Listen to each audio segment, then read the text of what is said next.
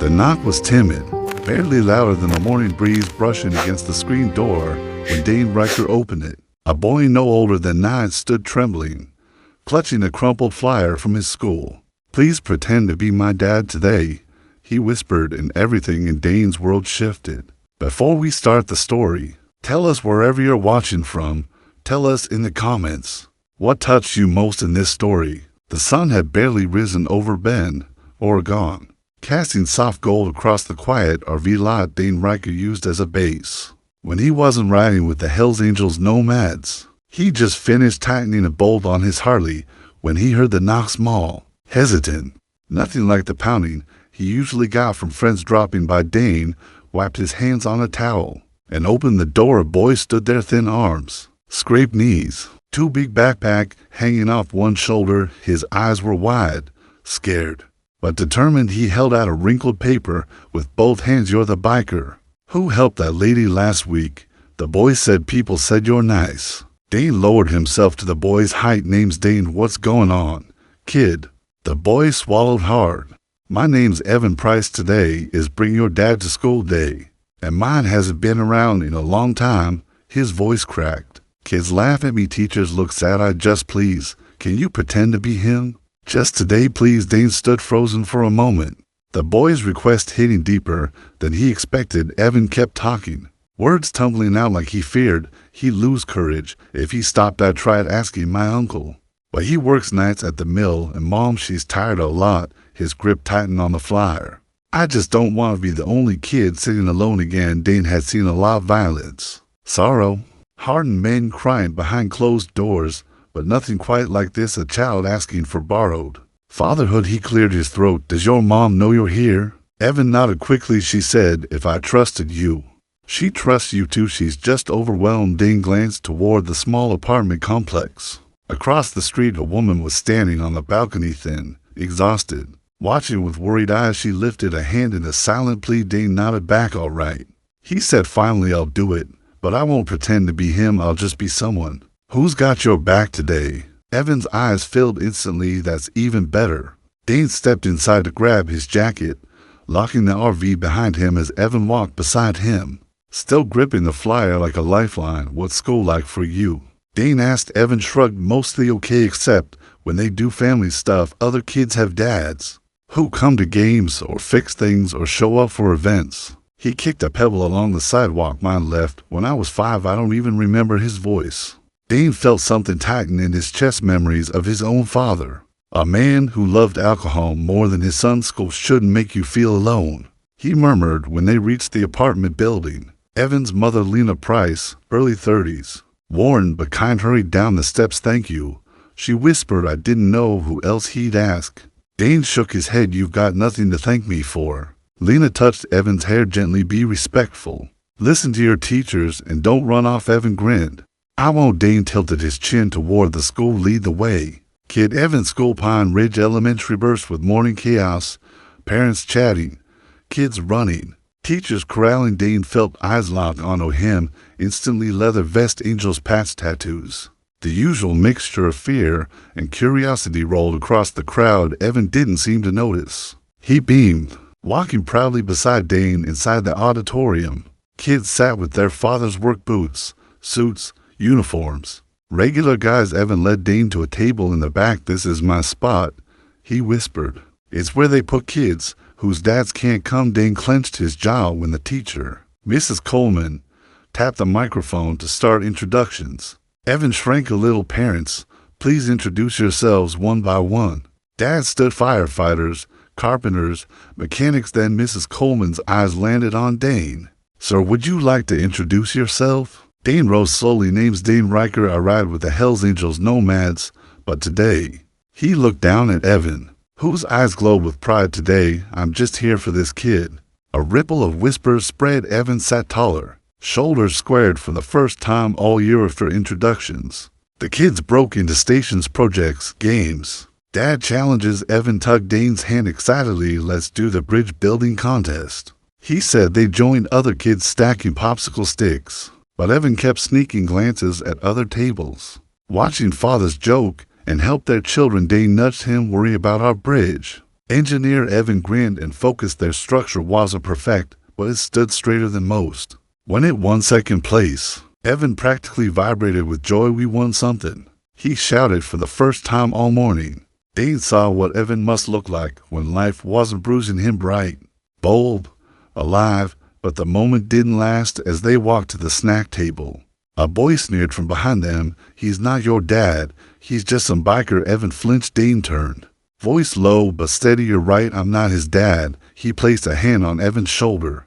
"But I showed up, that counts for something." The boy recoiled, and even his father looked ashamed. Evan whispered, "Thanks for saying that." Dane smiled. "Anytime, kid." After the event wrapped up, Mrs. Coleman approached with a careful smile. "Evan seemed really happy today," she said softly. Dane nodded. "Kid deserves more good days." She hesitated. "He struggles more than he lets on." Kids notice when a parent isn't around. Dane glanced at Evan, who was stuffing crayons into his backpack like it was treasure. "Yeah," he murmured. "I know the feeling." As they walked toward the exit, Evan suddenly stopped. "Dane, can we stay a little longer?" Dane crouched. "Why?" Evan motioned to the playground windows. A group of boys huddled outside, whispering and pointing. "Those are the ones who teased me," he said quietly, "but today I want them to see someone came for me." Dane stood tall beside him. Evan pushed open the doors, stepping into the sunlight with more confidence than he'd shown all morning. The boys fell silent as Dane rested a gentle hand on Evan's shoulder. One whispered, "Who's that?" Evan squared his jaw. "Someone who showed up for me." Dane smiled proudly. "Damn right." The walk home took them through Evan's neighborhood. Small duplexes, cracked sidewalks, kids riding worn bikes. Evan chatted the whole way, energized by a day that felt like borrowed magic. "Did you see when our bridge didn't fall? And when you talked in front of everyone? And when you told that kid you showed up?" Dane chuckled. "You remember everything, huh?" "Yeah, nobody's ever done that for me." Dane slowed. "Evan, your mom does everything she can." Evan's smile dimmed. "I know she works 2 jobs. She's tired all the time. She's the best, but she can't be everywhere." Before Dane could respond, they turned a corner and saw a man pacing angrily near Evan's apartment door, shirt untucked, eyes wild, fists clenched. Evan instantly froze. "That's him," he whispered. "Mom's ex. He shows up when he's drunk. He scares her." Dane's expression hardened, but his voice stayed calm. "Stay behind me." The man spotted them, sneering. "So this is the biker? The one pretending to be daddy today?" Dane stepped forward on the man, making sure this kid stays safe. The man staggered closer, breath heavy with alcohol. "You think you can walk around playing hero?" he slurred. "This is my business." Dane kept his stance relaxed, but ready. "Kid asked for someone to show up today. I did. That's the whole story." Evan clung to Dane's vest. "Please don't let him yell at Mom again." The man jabbed a finger toward Evan. "Your mom ruined me." "Boy," Dane shook his head. "Take a walk. You're not welcome here." Those words flipped a switch. The man lunged sloppy but fast. Dane caught his wrist mid-swing, twisting just enough to stop him cold without causing harm. "Don't do that," Dane warned quietly. "You're drunk. You'll regret whatever comes next. Let me go." The man barked. The door swung open. Lena stood there, pale, trembling. "Tom, stop, please."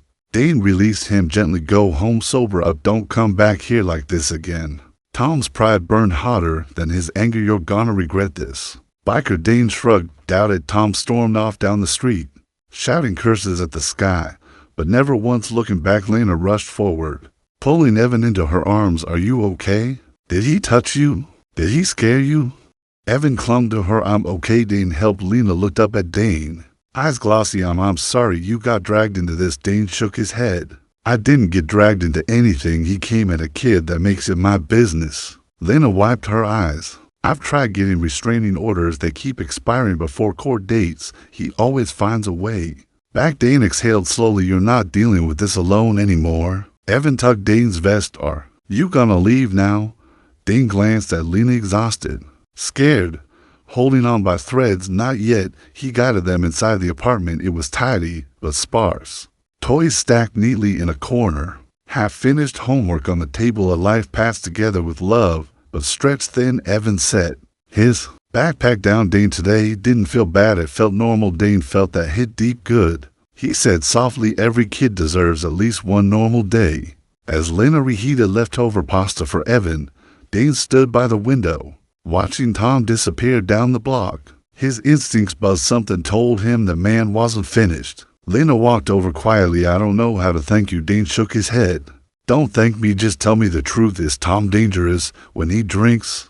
Her silence said everything. He wasn't always like this, she murmured, but after he lost his job, he became someone else. Evan joined them, rubbing sleepy eyes. Dane, can you stay a little longer? Dane placed a hand on his shoulder. Yeah, kid, I could stay outside. The sun dipped behind the pines, long shadows stretching across the lot. Dane knew this wasn't over, not while Tom was angry, drunk, and humiliated. He checked his phone and typed one message to the Nomads group chat. Need eyes on an address. Kid involved. Keep it quiet. 3 dots appeared then. On our way. Dane felt the tension in his shoulders. Eve's family wasn't always blood sometimes. It was whoever answered the call. Evan fell asleep on the couch not long after dinner, curled under a faded blanket with cartoons murmuring softly on the TV. Lena tucked the edges around him and whispered, he hasn't slept this peacefully in weeks. Dane nodded, keeping watch from the window. Kids shouldn't have to sleep with fear in the air. A low rumble approached from down the street, not aggressive, just familiar. 3 Harleys glided into the lot and parked quietly. Bear, Lawson, and Ridge stepped off, removing their helmets respectfully. Lena stiffened until Dane reassured her. They're here to keep things calm. Nothing more. Bear approached first. We're on perimeter. If that drunk comes back, we'll see him before he sees you. Lena covered her mouth with both hands. I didn't ask for all this. You didn't have to. Dane said. Evan did. Outside, the bikers positioned themselves like quiet guardians, one near the stairwell, another at the rear alley. Dane watching the road. Lena whispered, do people always show up like this for you? Dane shook his head gently. Only when it matters. Hours passed in tense silence. Lena sat across from Dane at the small kitchen table, hands wrapped around a mug she'd forgotten to drink from. He used to promise he'd change, she said quietly. Every time Tom hit rock bottom, I believed him, but rocks keep going deeper. Dane leaned forward. You ever think about leaving completely? She nodded 3 times, but Evan always begged me to wait. He kept hoping Tom would be the man he remembered. Dane understood. Children cling to the best pieces of people, even when the worst pieces do all the damage. A soft knock came at the door. Lena froze. Dane signaled her back, moving toward it silently. He checked the peephole and relaxed. Ray Ghost Decker, another nomad, stood there holding grocery bags. Dane opened the door. Kid needs snacks, Ghost said simply. Lena blinked in disbelief. You bought him food? Ghost shrugged. You to look like you got enough to worry about. Evan stirred on the couch and sat up sleepily. When he saw Ghost, he smiled. Hi. Ghost nodded once. Hey, kid. The peaceful moment didn't last. A crash exploded from outside, metal scraping asphalt.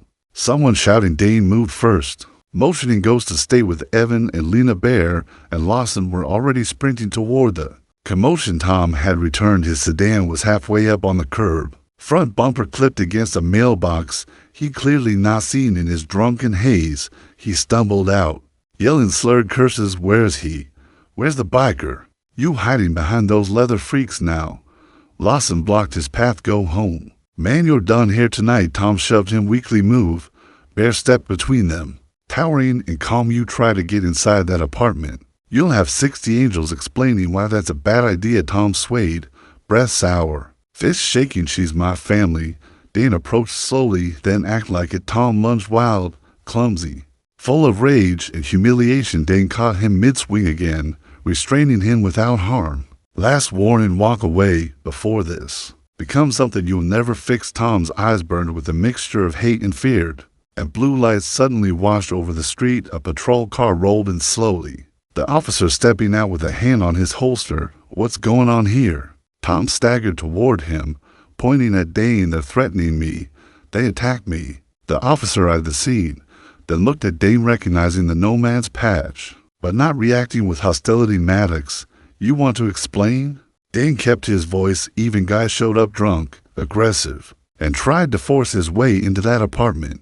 Kid and mother inside. The officer sighed, rubbing his forehead. Tom, we've talked about this. You violate that protective boundary again. You're spending the night in county. Tom snarled. They're poisoning her against me. The officer stepped forward. Turn around. What? No.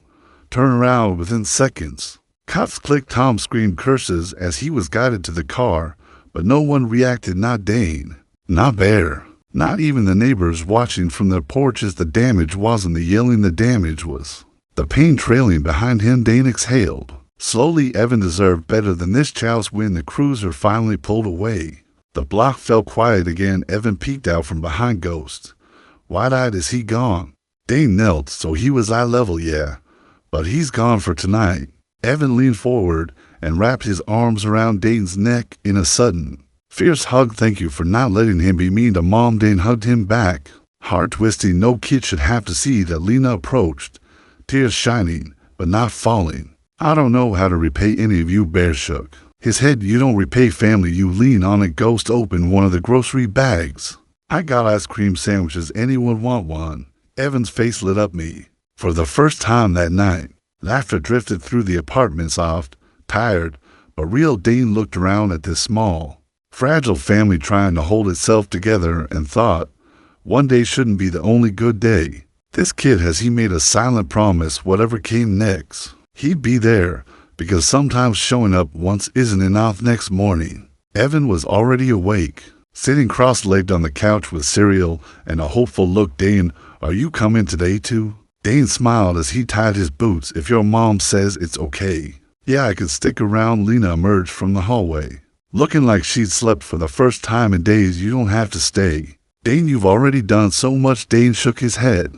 I'd bail halfway through before she could answer. A soft knock came at the door, 3 taps. Then silence. Dane motioned for Evan to stay back and opened it cautiously. Ridge and Lawson stood outside with quiet nods. We checked with the officer from last night.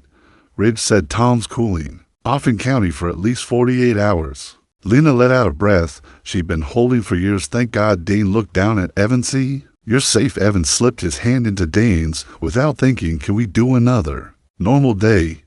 Dane squeezed gently. Yeah, kid, we can do that. Dane walked Evan to school, not as a pretend dad, but as someone who wasn't leaving him alone with his fears. When they reached the entrance, kids whispered again, but today something was different. Evan didn't shrink. He stood a little straighter, gripping Dane's vest. At recess, Mrs. Coleman approached Dane under the shade of the big maple tree. I have to say, Evan's never been this confident. Whatever you're doing, it's working. Dane watched Evan climb the jungle gym with a determination he hadn't seen before. He just needed someone in his corner. A boy approached Evan, one of the kids who teased him before. A cool that you win the bridge thing, he said awkwardly. Evan blinked. Thanks. The boy kicked the dirt. Want to play tag? For a moment, Evan hesitated, glancing back at Dane. Dane nodded. Go on, you earned this. Evan sprinted off, laughing, really laughing. Mrs. Coleman smiled softly. He's a different kid today. Dane exhaled. He just needed a shot at being a kid, that's all. After school, Dane and Evan walked back toward the apartment when a familiar rumble filled the street. 3 more nomads appeared, carrying boxes, food, clothes, basic essentials. Lena stepped outside. Stunned. You didn't have to. Bear handed her a box gently. We know another biker. Finch crouched to Evan's level. You like baseball, kid? Evan nodded shyly. Finch revealed a small glove and ball. Thought maybe you two could practice. Evan's smile stretched ear to ear. Dane, can we? Dane took the ball. Let's give it a try. They walked to the grassy patch behind the building. Evan threw the ball crooked, awkward but determined. Dane returned each throw patiently. There you go. Keep your elbow up. Try again. Lena watched from the steps, hands clasped to her chest. Finch whispered to her, he's a good kid, just needed steady ground. Lena's voice broke. I've tried my best. You kept him safe. Finch said, now let us help carry the rest. As dusk settled over Bend, the bikers gathered around a small fire pit behind the apartment building. Evan roasted a marshmallow, face glowing from firelight, and something deeper belonging. Lena sat beside Dane. I thought people would judge me, she admitted, for letting bikers help. Dane smirked. People judge us no matter. Well, might as well do something worth judging. Evan climbed onto Dane's knee without hesitation. Can we do this again tomorrow? Dane brushed ash off Evan's cheek. Yeah, but tomorrow. And the next day if you need. Ridge approached, voice softer than usual. Social services is coming Monday for a check-in. Officer said they want to make sure Tom stays away. Lena stiffened. Are they going to take Evan? Dane answered firmly, not while we're breathing. Evan leaned his head on Dane's chest. Dane, can you come with me on Monday? Dane tightened his arm around him. I'll be there. The flames crackled somewhere between fear and hope. A family was beginning to form, one built from choice, not blood. Monday came faster than any of them wanted. Evan clung to Dane's hand as the social worker, Miss Harper, stepped into the apartment. She took notes, observed gently, spoke to Lena with kindness, but Evan's eyes never left Dane. When she asked if Evan felt safe at home, he nodded, especially when Dane's here. Ms. Harper turned to Dane. You seem to be important to him. Dane answered simply, he's important to me too. After an hour, Ms. Harper closed her folder. He's not a risk. You're both doing everything right. And Mr. Maddox, she smiled, thank you for showing up. When she left, Evan ran straight into Dane's arms, laughing through tears. She said, I get to stay. Dane lifted him easily. Of course you do. Lena wiped her eyes. Dane, I don't know what you are to us yet. But Dane interrupted softly, family doesn't need labels. That night, as Dane walked Evan to bed, the boy whispered something he hadn't dared say all week. Dane, can you come back tomorrow? Dane smiled. Always. Sometimes all a child needs is someone who shows up when it matters most. If this story moved you, ride with us for more moments where kindness turns strangers into family. Hit subscribe, tap like, and ring the bell. More powerful biker stories are on the road ahead.